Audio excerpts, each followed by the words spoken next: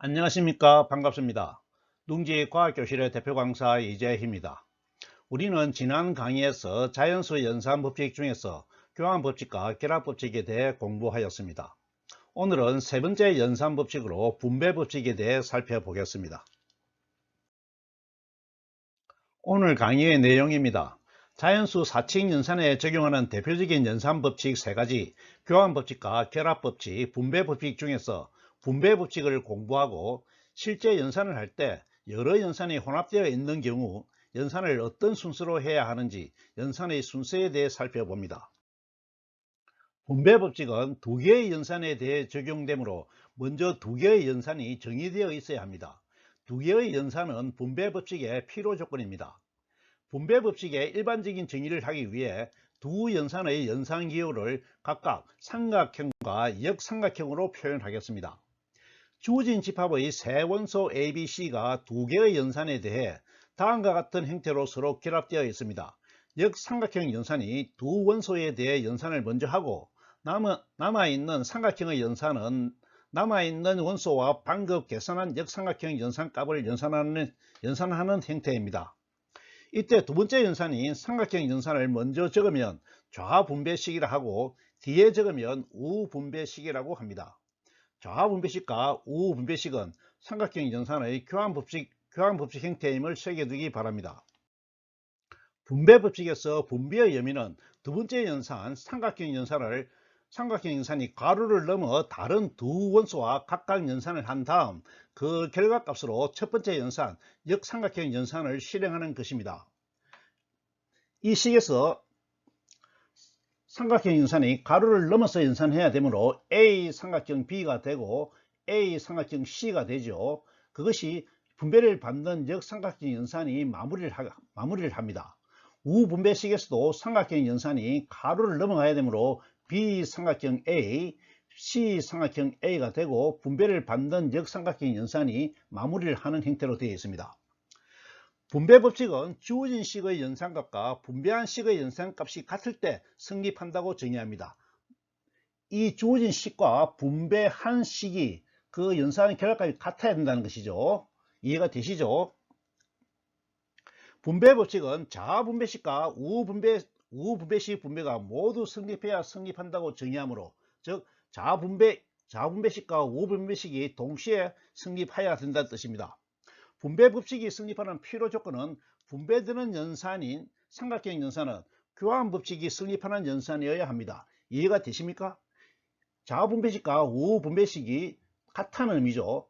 좌분배식과 우분배식이 같다는 것은 삼각형 연산의 교환법칙이 성립된다는 것을 보여줍니다. 분배법칙의 이름은 분배하는 연산을 중심으로 하여 부르는데 역삼각형 연산에 대한 삼각형 연산의 분배법칙이라고 정합니다. 분배되는 연산, 삼각형 연산이죠. 삼각형 연산을 중심으로 삼각형 연산의 분배법칙이다. 그럼 어디에 대한 분배냐? 역삼각형 연산에 대한 분배이죠. 따라서 역삼각형 연산에 대한 삼각형 연산의 분배법칙이다. 이렇게 부릅니다. 자연수 집합에서 덧셈 연산과 곱셈 연산에 대한 분배법칙이 성립하는 것을 설명하겠습니다. 예력적으로 증명을 하기 전에 기납적으로 사례를 확인해 보겠습니다. 덧셈 연산과 곱셈 연산은 모두 교환법칙이 성립하므로 두 연산 모두 분배되는 연산이 될 수 있지만 곱셈 연산의 분배는 성립해도 덧셈 연산의 분배는 성립하지 않습니다. 예를 들면 곱셈 연산인 경우 4 더하기 5 곱하기 3 곱셈이 분배되는 연산이죠. 한 결합값이 26이고 분배된 식의 결합값도 26입니다. 따라서 곱셈이 분배 연산인 경우 분배법칙은 성립합니다. 덧셈이 분배 연산인 경우 4 곱하기 5 더하기 3 한 것은 23인데 분배되는 값은 56이 되므로 그 결합값이 다르죠. 따라서 덧셈이 분배 연산인 경우에는 분배법칙이 성립하지 않는다는 뜻입니다. 이 분배법칙은 분배되는 연산이 곱셈이고 분배받는 연산이 덧셈이므로 덧셈에 대한 곱셈의 분배법칙이 됩니다. 세 자연수 ABC에 대한 분배법칙의 표현식입니다. 자아분배식과 우분배식의 형태가 바로 눈에 들어오지요. 새겨두기 바랍니다. 자연수 연산에서 덧셈에 대한 곱셈의 분배 법칙을 직접 증명하겠습니다. 자아분배식과 우분배식 모두를 증명하여야 하는데 시간 관계상 자아분배식만 증명하도록 하겠습니다. 자아분배식의 표현식입니다. 이 식이 우리가 증명하여야 할 식이죠. 우리가 증명하여야 할 식입니다. 그럼 증명을 해 보도록 하겠습니다. 연산이 이루어지는 전체 집합률을 자연수 집합으로 두겠습니다.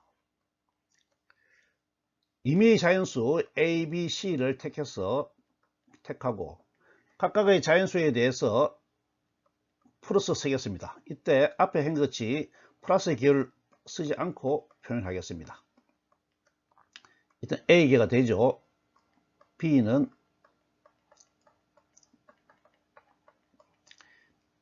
B개가 되고 C는 C개가 됩니다. 여기서 let B 플러스 C를 D로 두겠습니다. 그러면 D는 자연수가 같이 있으니까 자연수가 되겠죠. 자, 이제 증명을 하겠습니다. 좌변 A 곱하기 B 더하기 C를 같은 것은 같으니까 A 곱하기 D로 표현합니다. 그리고 이 식을 정의에 따라서 풀어 쓰겠습니다. 이때 풀어 쓰는 방식을 1, 세로로 쓰겠습니다.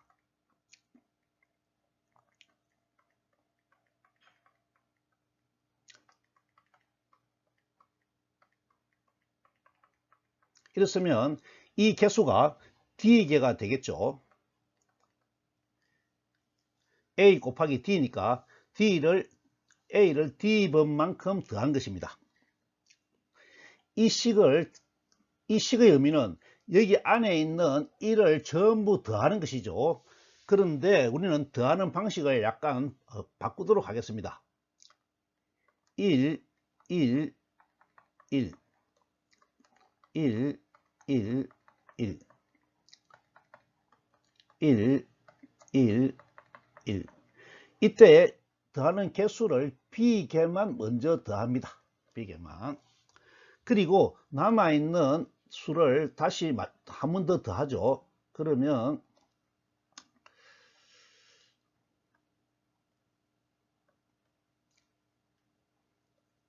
1, 1, 1, 1, 1, 1, 1, 1, 1. 이때 남아있는 수가 몇 개가 되겠습니까? 당연히 B 더하기 C가 D였으니까 C개가 남습니다.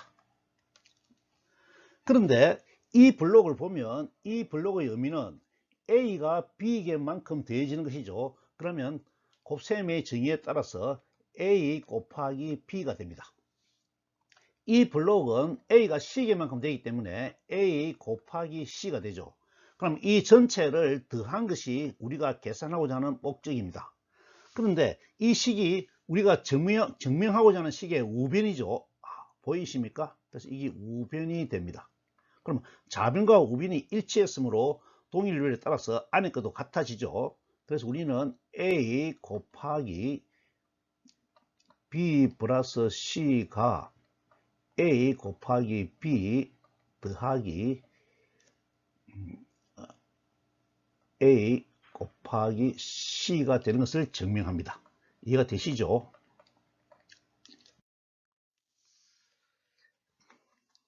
지금까지 연산법칙 세 가지를 모두 증명하였는데 연산의 법칙을 적용하면 연산을 어떤 순서로 할 수 있는지 연산의 순서에 대해 알아보겠습니다. 덧셈과 곱셈이 단독으로 따로 있는 경우입니다.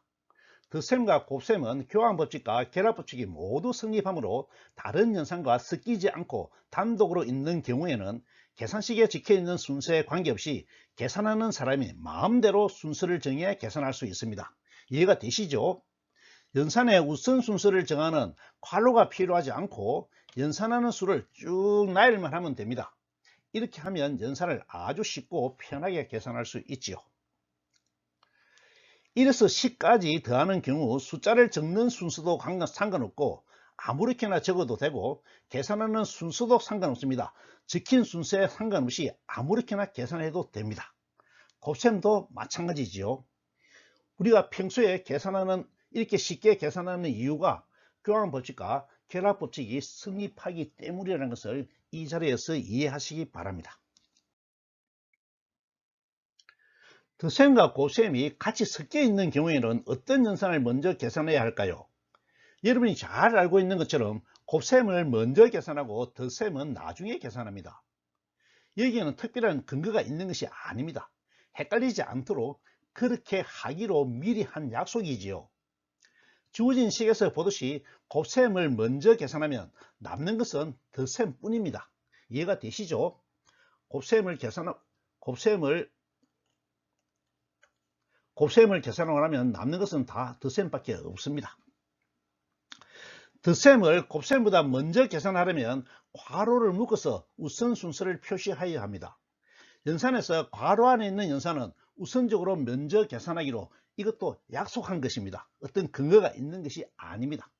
주어진 식에서 괄호를 먼저 계산하면 덧셈과 곱셈이 단독으로 있거나 섞여 있는 경우가 되지요. 이것은 지금까지 앞에 공부한 케이스로 돌아갑니다. 그래서 우리는 자연스럽게 계산을 할 수가 있게 되죠. 오늘은 분배 법칙의 일반적인 형태에 대해 공부하고 자연수의 덧셈 연산에 대한 곱셈 연산의 분배 법칙이 성립하는 것을 연역적으로 증명하였습니다.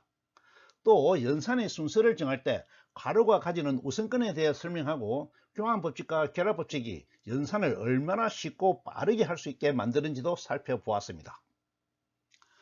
오늘까지 세 번의 동영상으로 자연수의 사칙 연산에 들어있는 교환법칙, 결합법칙, 분배법칙에 대해서 공부하였는데 이들 법칙은 자연수 집합뿐만 아니라 다음에 배울 정수 집합과 실수 집합에도 적용되고 또 수뿐만 아니라 다른 형태의 수학 대상, 예를 들면 벡터나 폭소수에도 적용되므로 잘 익히고 있어야 합니다. 다음 시간에는 자연수를 확장하여 정수를 완성하도록 하겠습니다. 이것으로 오늘 강의를 마칩니다. 감사합니다.